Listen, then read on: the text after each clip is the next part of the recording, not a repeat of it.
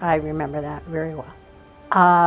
Well, I was downstairs doing my ironing and I saw it, and I think I stayed and watched it the whole day. It was just sad. I remember at work, and that they came over, and then thereafter, you know, you just on the television and everything, it was really so depressing and everything that that's all you heard. And you cried. You really actually cried. Even though you didn't know him, you did cry. It was thankful that he died immediately rather than suffer. Nothing could be worse than to have the president lay in a coma, say, for 3, 4, 5 years. I mean, the whole country would have come apart.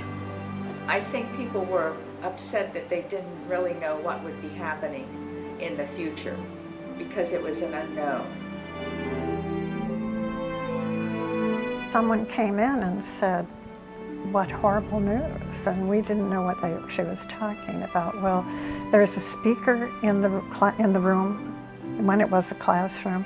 Well, one of the other therapists had gotten tired of hearing the morning broadcast and clipped the wires. So when the principal got on, we didn't get it.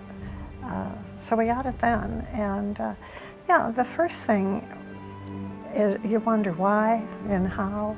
And my brother-in-law was with the Secret Service at the time, and he had been on presidential protection detail. He was not with him in Dallas. He was back in Washington. But so it brought it all home, and I don't know, it still boggles my mind, the inhumanity man has toward man.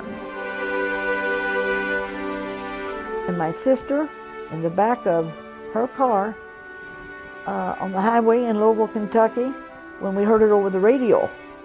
And we went to the nearest hardware store, and they had a TV on, and we just stood there and we were watching that. Everything that went on, we just stood there until we finally went home and turned on our own radio, had to get home for dinner and so on. But that was like a dark cloud hanging over this nation for quite a while.